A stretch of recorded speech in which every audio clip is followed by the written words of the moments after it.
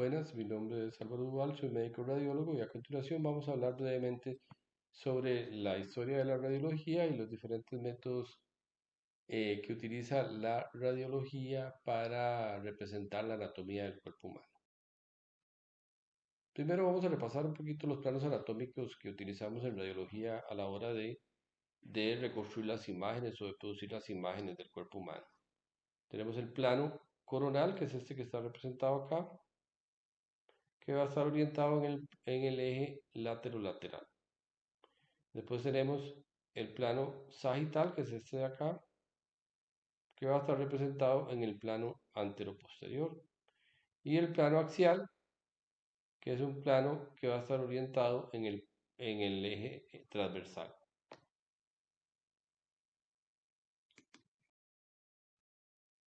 Tenemos aquí ejemplificados los tres planos. Este es el plano sagital, que va a ir en el eje anteroposterior. El plano axial, que va a ir en el eje transversal.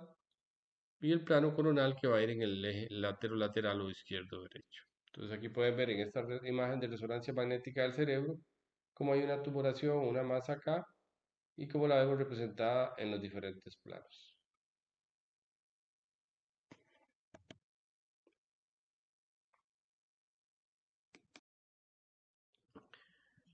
Es la rama o especialidad de la medicina que emplea medios físicos para la obtención de imágenes con fines diagnósticos. También se le conoce como röntgenografía o imagenología.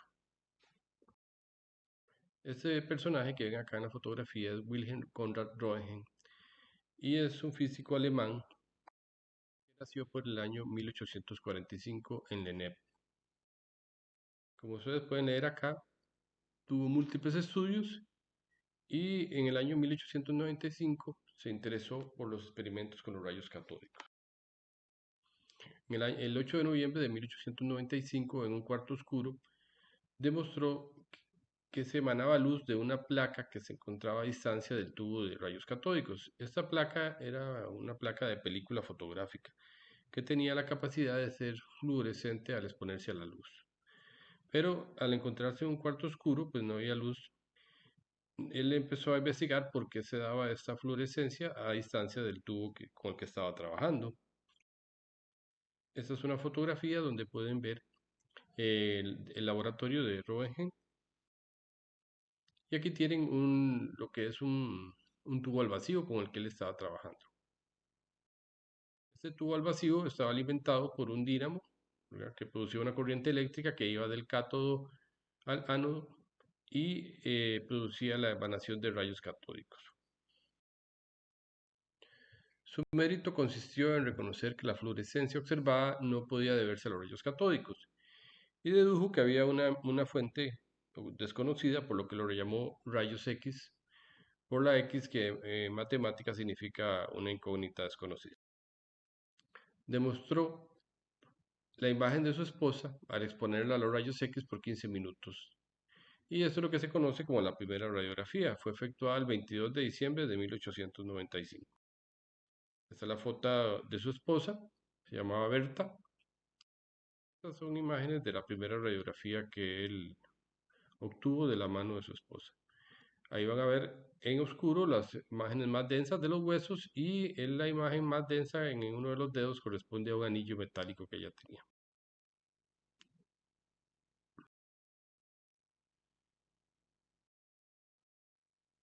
Al principio se atribuyó un poco este descubrimiento a la suerte, pero obviamente para poder llegar a estas conclusiones se requería tener una gran formación científica.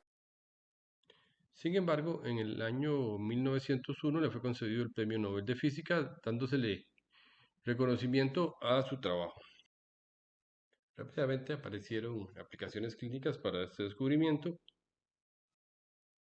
Este esquema ejemplifica cómo funcionaban los primeros equipos de rayos X. Un ejemplo de las primeras salas de rayos X. Thomas Alva Edison trabajó posteriormente con equipos de rayos X y ofreció comprar los derechos de autor a Röntgen sobre el descubrimiento de los rayos X. Edison desarrolló equipos de fluoroscopía que permitían tener una imagen del cuerpo humano en tiempo real.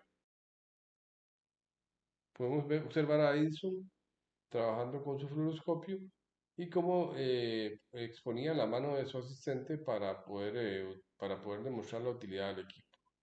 Este asistente se dice que fue la primera persona que sufrió un efecto secundario por radiación, ya que se quemó la mano por sobreexponerla a los rayos X. En ese momento no se conocían los efectos adversos con que cuentan los rayos X. Un ejemplo de cómo eran los primeros equipos de rayos X. Y como ustedes pueden ver, la característica principal es que no había ningún tipo de protección para los asistentes o los trabajadores en la sala de rayos X. Esto porque al inicio no se conocía los efectos deleterios que tienen los rayos. Rápidamente se empezó a utilizar en la guerra y se desarrollaron equipos móviles para llevar al campo. Fotografía de la Primera Guerra Mundial donde se puede ver un proyectil en el tórax de un soldado. Esta fotografía corresponde a Madame Curie, quien también trabajó con equipos de rayos X portátiles durante la Primera Guerra. Se desarrollaron ambulancias con equipos portátiles de rayos X que eran llevadas al frente de batalla para poder asistir a los soldados. Aquí podemos ver a Madame Curie montada sobre uno de los equipos de rayos X portátiles. Esta es una de las ambulancias utilizadas durante la Primera Guerra Mundial. También se llegaron a utilizar aviones donde se montaban equipos de rayos X para ser llevados al frente de batalla. Aquí pueden ver cómo los rayos X se llegaron a utilizar inclusive para depilar la cara de las mujeres. Se utilizaron también para ver la posición de los pies dentro de los zapatos en este dispositivo que se llamaba podoscopio. Aquí pueden ver cómo el paciente o el cliente introducía el pie con el zapato y podía ver el mismo o el dependiente cómo quedaba el pie acomodado dentro del zapato. Esto es un ejemplo de cómo se utilizaba el podoscopio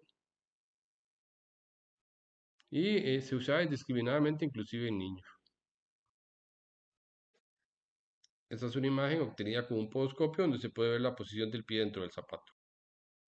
Posteriormente ya se empezaron a describir los efectos secundarios de los rayos X y se empezaron ya a desarrollar métodos de protección para los trabajadores. Ahora, los rayos X, como ustedes saben, son partículas electromagnéticas que se producen cuando un ánodo es bombardeado con electrones. Este es un esquema de lo que es un tubo al vacío actual, donde pueden ver cómo el ánodo es bombardeado con electrones que salen desde el cátodo. Al ser bombardeado un átomo del ánodo con electrones, este se torna excitado. Un electrón es desplazado de su órbita normal a un nivel orbitario más externo.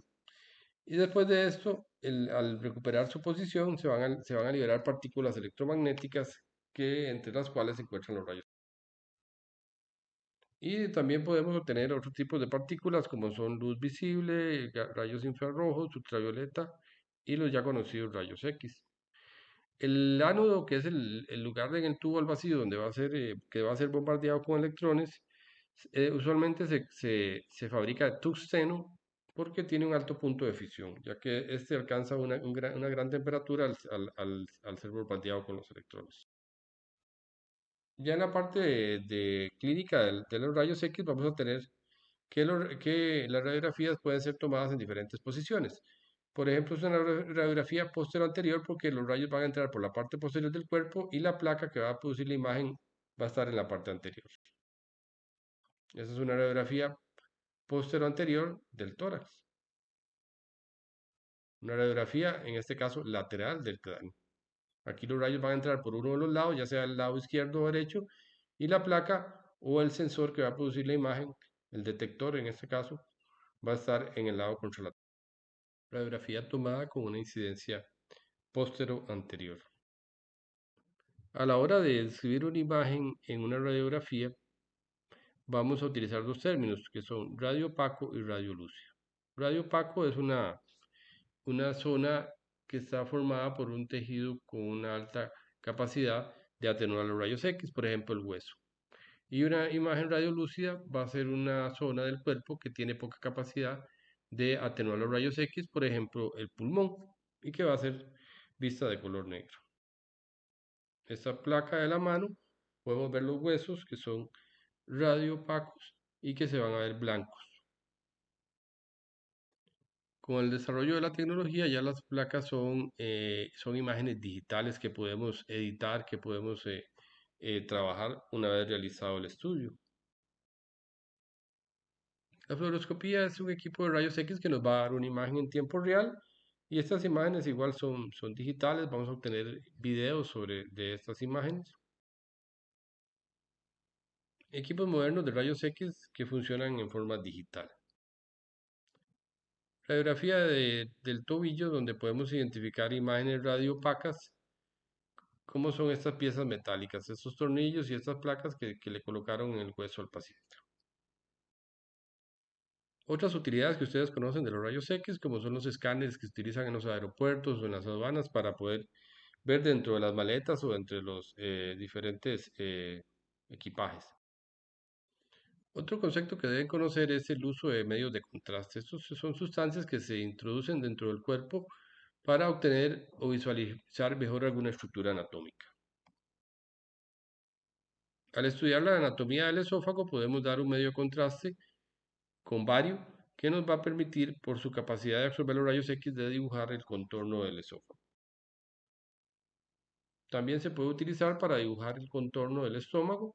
Aquí pueden ver las partes del estómago con los pliegues y se utiliza también en algunos casos no solo el bario, que es una sustancia radiopaca, sino que se utiliza aire para distender el estómago. Entonces, en este caso estamos utilizando dos medios de contraste que son el bario y el aire. Esto es lo que se conoce como serie gastroduodenal, donde también se utiliza medio de contraste oral, bario y aire. Una radiografía donde se ha introducido un medio de contraste que nos permite dibujar todo el intestino delgado. Otra imagen donde se puede ver el colon gracias a la introducción de medios de contraste por vía rectal. Podemos utilizar medios de contraste hidrosolubles que se inyectan a través de arterias o venas y nos va a permitir dibujar esas estructuras vasculares.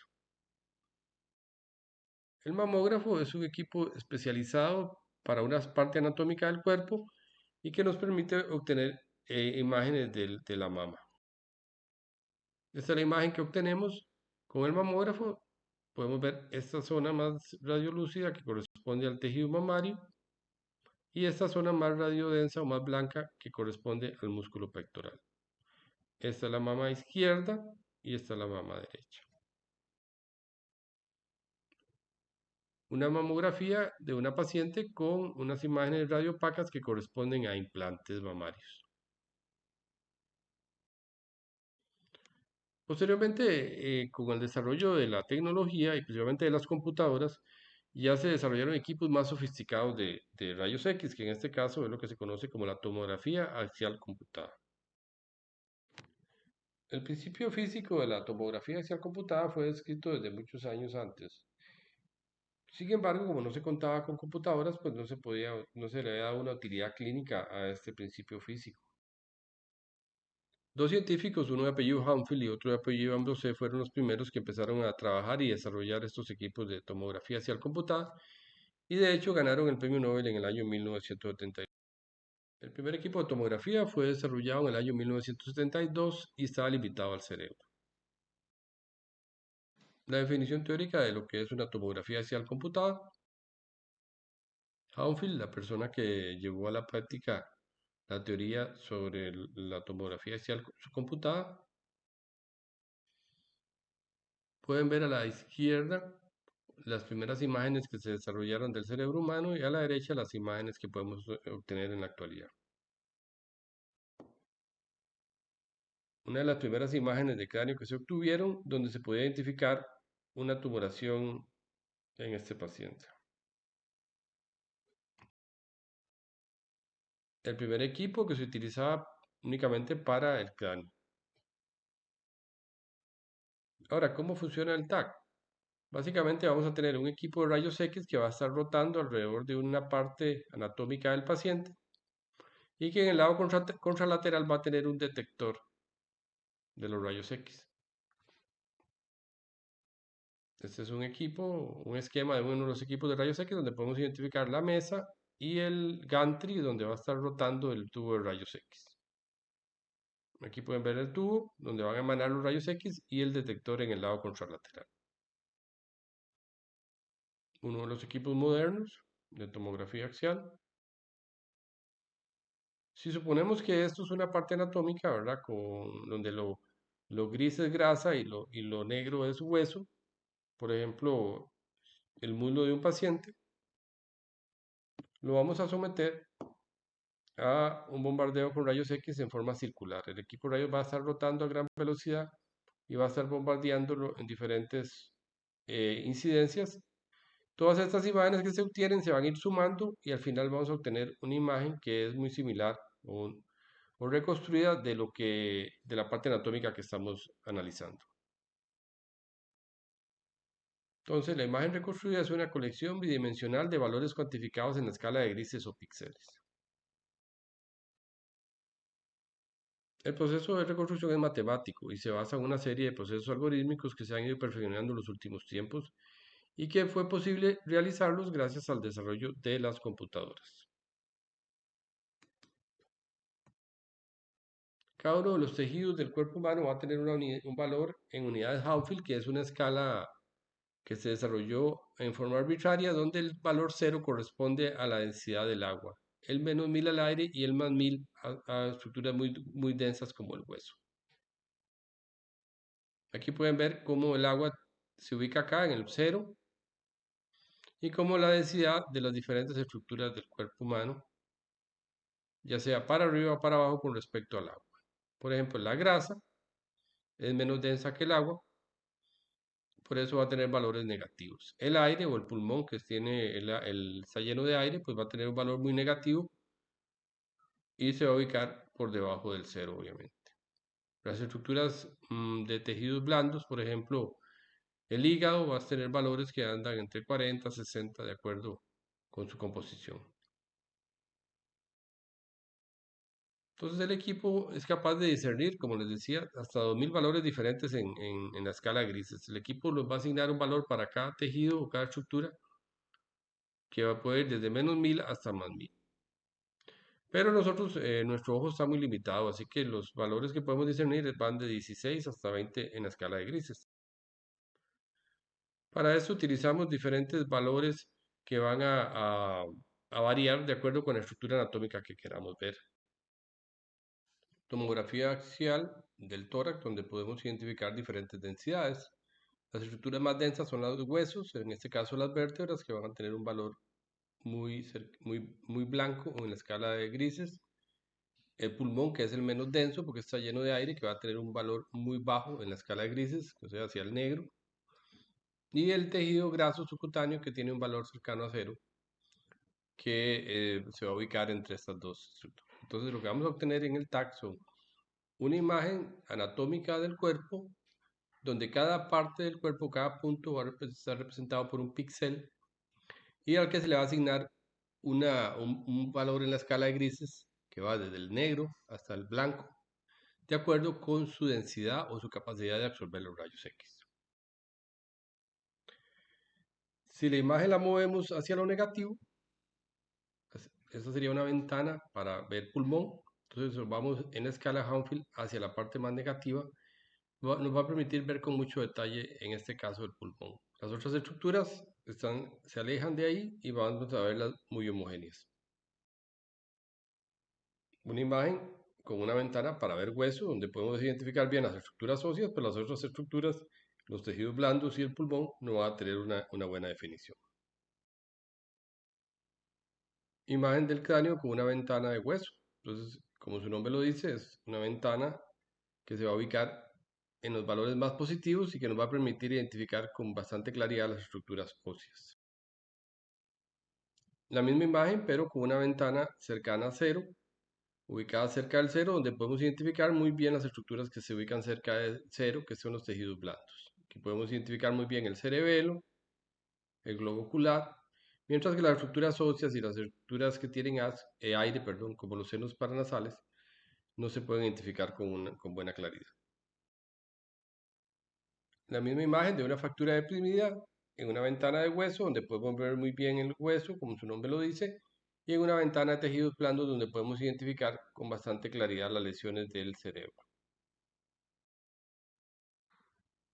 En la tomografía axial también utilizamos medios de contraste. Tiene que quedar claro que para poder identificar una lesión va a depender de que se contraste con las estructuras que lo rodean. Y para eso utilizamos sustancias que nos van a ayudar en esta diferenciación. Cuando hablamos o describimos una tomografía axial computada, vamos a utilizar terminología que está en relación con la densidad de esa estructura. Por ejemplo, si hablamos de que una estructura es hiperdensa, quiere decir que tiene valores de densidad muy altos en la escala de Hanfield o que es más denso con respecto a lo que lo rodea. Hipodenso significa que tiene un valor muy bajo en la escala de Hanfield o que es menos denso con respecto a lo que lo rodea. Y pues también tenemos el término isodenso, que significa que tiene la misma densidad que las estructuras adyacentes o que alguna estructura con la que la estamos comparando. Tag de hígado en el plano axial, donde podemos identificar esta lesión de acá y esta lesión de acá.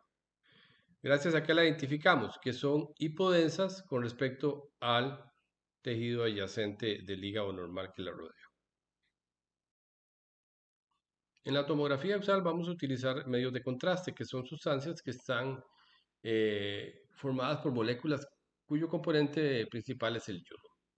Y se puede utilizar por diferentes vías, intravenosa, oral, rectal, intratecal. Intratecal es cuando lo inyectamos dentro del saco dural o el saco espinal.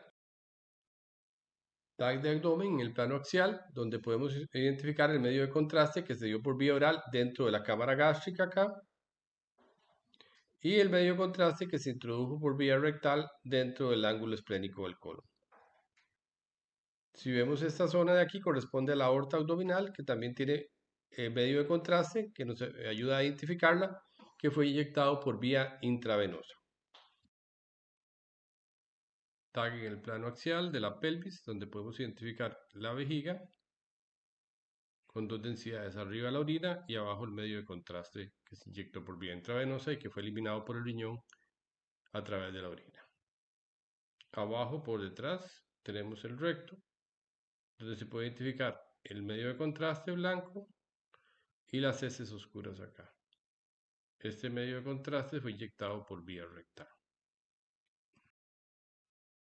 Esta es una imagen en el plano axial a nivel del tórax, donde podemos identificar la arteria pulmonar acá y la aorta ascendente acá, con el número 1, y con el número 2, la aorta descendente.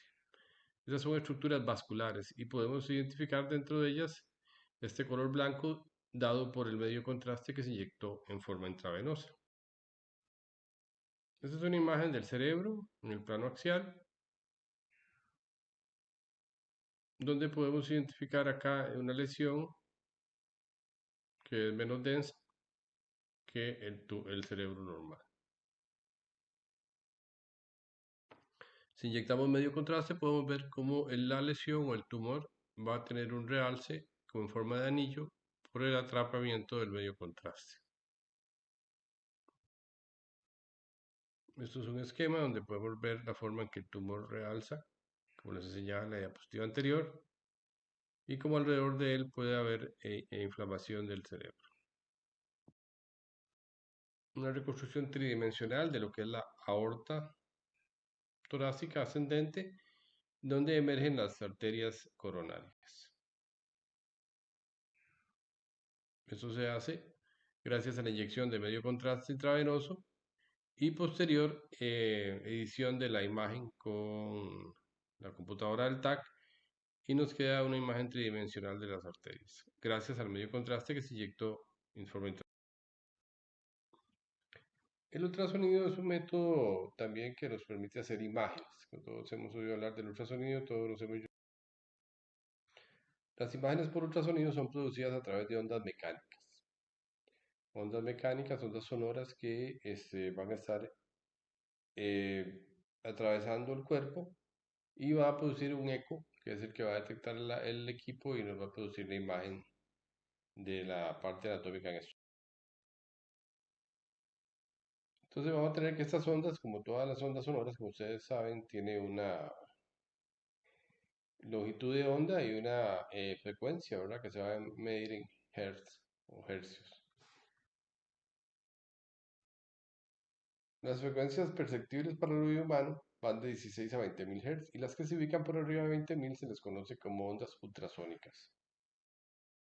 El eco que producen estas ondas sonoras al atravesar el cuerpo es lo que el aparato va a detectar y nos va a producir con base en esto la imagen o representación de la estructura anatómica en esto. Estos son los términos que se utilizan: ecografía, sonografía, ultrasonografía, y básicamente son lo mismo.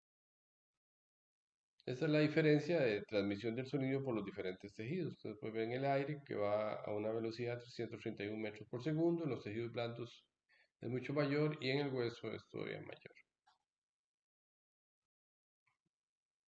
Para producir ondas sonoras se requieren materiales que puedan vibrar a frecuencias muy elevadas. Entonces se utilizan cristales como el cuarzo y tienen la característica de ser piezoeléctricas. La propiedad piezoeléctrica fue descubierta por los hermanos Jacques y Pierre Curie. Y básicamente lo que nos dice es que tenemos un cristal que reacciona a la aplicación de un campo eléctrico produciendo un efecto mecánico y viceversa. Actualmente se utilizan cristales de cerámica sintética que tienen esta capacidad piezoeléctrica en los equipos de ultrasonido. Un equipo de ultrasonido va a contar de una pantalla, un computador que es el que va a hacer el procesado de los datos y el traductor que es el que va donde se encuentra el cristal piezoeléctrico que nos va a emitir las ondas sonoras al cuerpo humano. Tenemos que el cristal, que está representado acá por este cubo, lo que va a hacer emitir ondas sonoras. Estas ondas sonoras van a atravesar partes anatómicas y las diferentes velocidades por las que va a desplazarse el sonido en el cuerpo humano va a variar obviamente el tiempo con el que va a regresar esa onda sonora a el cristal piezoeléctrico. Con esas diferencias de velocidad nos va a producir diferentes valores en la escala de grises de acuerdo con cada estructura. Sí, tenemos aquí representada una estructura que en este caso podría ser el hígado y dentro de él una estructura quística o un quiste lleno de líquido. Lo bombardeamos con ondas sonoras y la velocidad por la que atraviesan las diferentes estructuras es diferente y el tiempo que va a tener para regresar las ondas sonoras va a ser diferente. Así que cada estructura, de acuerdo con la velocidad que se transmite y regrese la onda sonora, nos va a, se le va a asignar un valor diferente en la escala de grises y vamos a tener una representación en la escala de grises de la estructura atómica en estudio. Puede ser medidas estas estructuras, nos puede dar información sobre el tamaño de una lesión o alguna estructura anatómica. Las ondas sonoras que utiliza el equipo de ultrasonido puede variar en su frecuencia, de acuerdo con la penetración o el aparato que estemos utilizando. Estas estructuras que ustedes conocen, que se aplican al cuerpo humano para transmitir las ondas sonoras, van a tener diferentes frecuencias. Y estamos hablando del orden de los megahertz. Entonces, algunas, por ejemplo, como esta, trabaja con 3 megahertz, esta trabaja con 5 megahertz. Y la diferencia es que entre más baja la frecuencia, va a tener mayor capacidad de penetración. Entre más alta la frecuencia, va a tener menos capacidad de penetración, pero nos va a dar más detalle. De acuerdo con la frecuencia que estemos trabajando, vamos a tener mayor o menor resolución espacial de ciertas estructuras.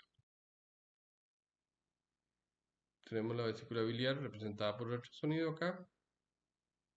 Ven esta forma ovoide de la vesícula y podemos identificar su pared, su contenido líquido y su contenido más denso. Esto gracias a las ondas sonoras.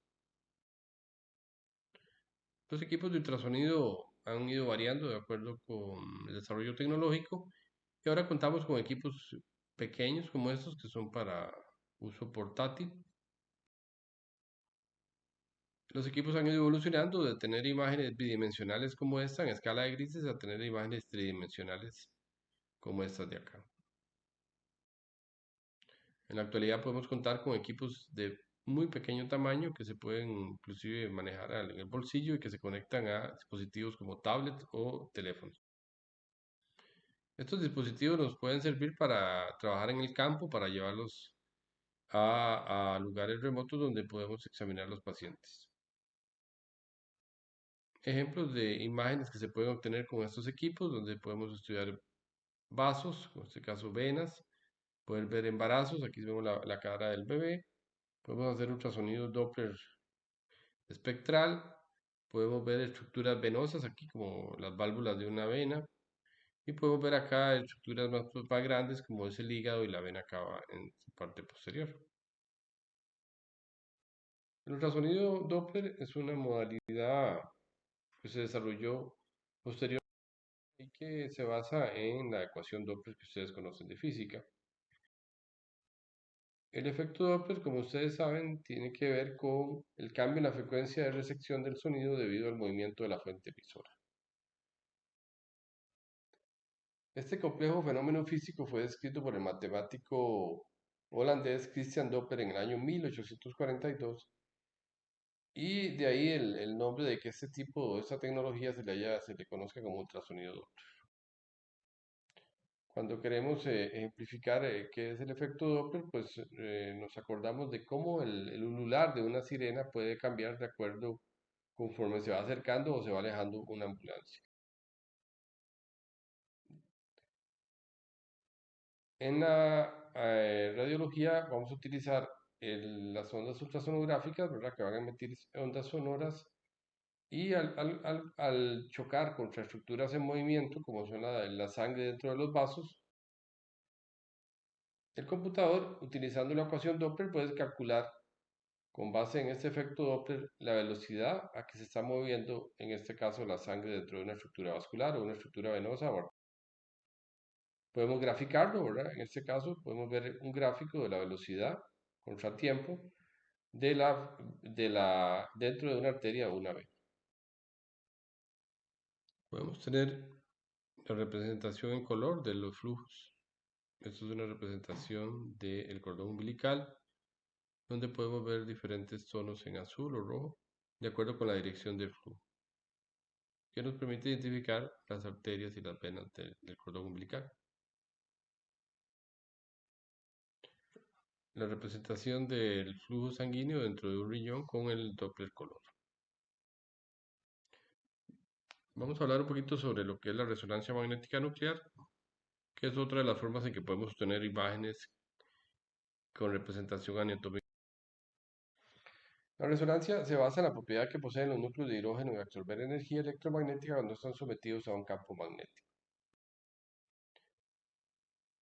Estos núcleos se van a alinear y posteriormente cuando se libera el campo magnético van a relajarse hacia su condición energética basal.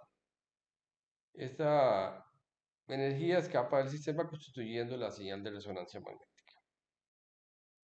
El equipo de resonancia magnética nos va a detectar esta señal de resonancia y nos va a producir con base en la diferente intensidad de cada zona del cuerpo humano una representación muy detallada del mismo. La resonancia representa un mapa de la densidad de protones y por ende un mapa de la distribución del agua por el organismo. No tiene efectos secundarios y tiene una resolución espacial mucho mayor que la tomografía computada, por lo que esto le da una gran capacidad para detectar lesiones, siempre que esta lesión conlleve un cambio en la cantidad regional del agua dentro de los diferentes tejidos. Se pueden obtener imágenes en los tres planos ortogonales, o sea, se pueden hacer imágenes en el plano axial, en el plano sagital o en el plano coronal. No son reconstruidas como la tomografía axial. Una foto de una resonancia magnética nuclear donde a un paciente se le está realizando una resonancia magnética de la rodilla izquierda. Aquí podemos ver una imagen del tórax en el plano coronal. La misma imagen en el plano axial. Ven cómo podemos identificar con gran detalle los tejidos blandos, ¿verdad?, de esta parte del cuerpo humano.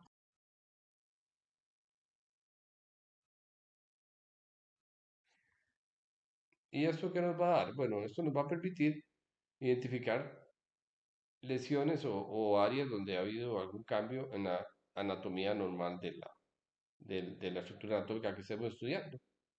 Entonces, esta zona hiperintensa corresponde a una zona de hemorragia. Aquí la podemos ver en el plano coronal y en el plano axial. Esta zona hiperintensa, que normalmente no debería estar ahí, corresponde a la zona de hemorragia.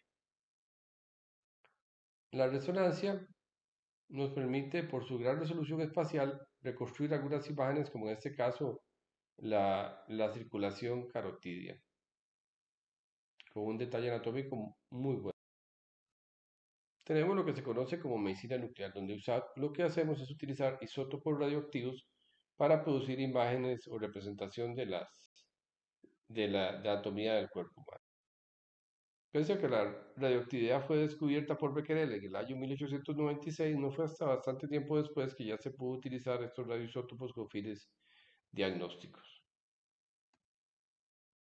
Los diferentes isótopos radioactivos que utilizan para producir imágenes en medicina nuclear son producidos con la ayuda de un ciclotrón.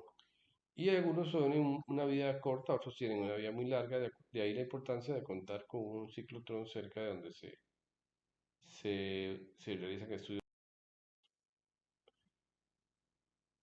Como les decía, estos isótopos van a emitir radiaciones alfa, beta o gamma que van a ser detectadas por un equipo y que con base en esto podemos tener una representación anatómica.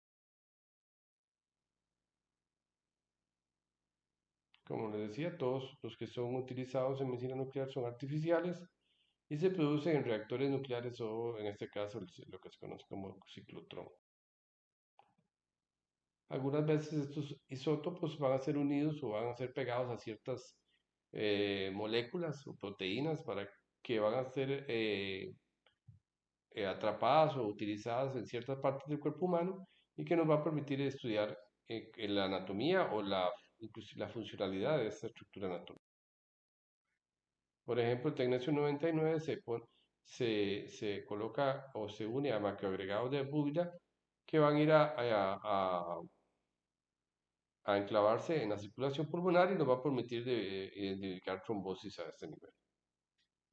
Algunos otros son, por ejemplo, el tecnesio 99 también se puede utilizar a lo que se conoce como mercaptoacetiliglicina, que va a ser concentrada por el riñón, entonces nos va a permitir obtener una imagen y un estudio funcional del riñón. La gamma cámara es el aparato donde se va a hacer la lectura de la radiación de la parte anatómica que estemos valorando. El ejemplo de un pulmón, si inyectamos el medio contraste o lo damos en forma inhalada, vamos a ver cómo lo capta el pulmón y eso nos permite hacer diagnóstico. El yodo radioactivo, por ejemplo, se utiliza para estudiar la tiroides. Como ustedes saben, la tiroides va a producir hormona tiroidea que utiliza el yodo. Entonces, hay una gran captación del yodo cuando lo introducimos al cuerpo humano en la glándula tiroides. Se le da al paciente una pastilla con yodo radioactivo que él va a ingerir. Una vez que es absorbido, va a ir por la circulación y lo va a captar la tiroides. Podemos utilizar una gamma cámara como esta. Aquí ven la gamma cámara sobre la zona del cuello y nos va a producir una lectura de la cantidad de yodo que se almacenó en la tiroides, del yodo radioactivo que le dimos a tomar. Esto se realiza varias horas después de que la paciente o el paciente ingirió el yodo en forma oral. Entonces vamos a tener una representación de la tiroides de acuerdo con la cantidad de yodo radioactivo que haya captado y podemos tener diferentes formas, ¿verdad? Puede ser que no capte nada como acá, que capte solo un punto, que es lo que se considera un nódulo caliente, que capte diferentes puntos o diferentes nódulos, que capte en forma homogénea, pero en forma muy rica, muy amplia, o que capte de forma más o menos homogénea, pero en menor cuantía. Entonces son patrones y esto nos permite hacer diagnósticos de acuerdo con la forma que capta el medio contacto. Si administramos al paciente un isótopo radioactivo unido a una molécula que se va a unir a las partes donde hay recambio óseo aumentado, entonces vamos a ver que en ciertos puntos como estos de acá hay una mayor captación de este isótopo. Y esto nos dice que aquí hay alguna lesión en la que hay un gran recambio óseo, ya sea porque hay un tumor, una metástasis o una fractura o una cicatrización. Y también podemos ver acá en el centro, por ejemplo, la zona donde se elimina parte en la vejiga. Esto es la vejiga, que es lo normal, pero estos puntos de acá no son normales y nos pueden indicar que hay alguna lesión ahí. Podemos sumar imágenes y vamos a tener lo que se llama la tomografía computada con tomografía por emisión de positrones. Entonces tenemos la imagen en el plano coronal del tórax, esta es la región axilar acá, la imagen por la gamma cámara donde vemos que hay una captación del isótopo muy amplia acá porque se ve representado aquí por este punto negro que coincide con esta imagen de acá que corresponde probablemente a un ganglio axilar y que cuando sumamos las dos imágenes vamos a obtener esto. Entonces vamos a obtener un detalle anatómico y una ubicación con mayor facilidad de alguna estructura que nos interese. En este caso, probablemente un ganglio que está tomado por tumor va a captar mucho el radiofármaco y se va a ver una mayor intensidad del fármaco en esta zona axilar. Esta es una imagen de tomografía del abdomen en el plano axial. Esto es parte del hígado, parte del riñón, parte del riñón izquierdo, el vaso y esta estructura acá que capta ricamente el radiofármaco probablemente corresponda a un tumor o a una lesión metastásica.